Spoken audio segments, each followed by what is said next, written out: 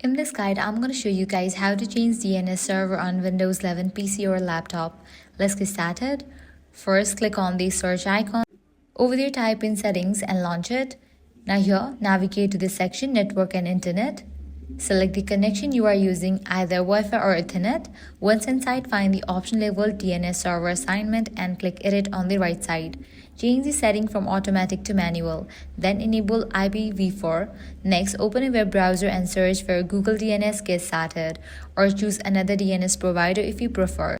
Copy the first IPv4 address and paste it into the preferred DNS field.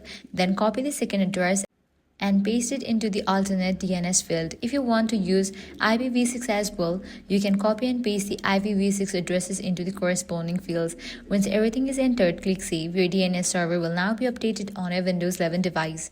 If this guide helped you out, do not forget to like, share, and subscribe. Thanks for watching.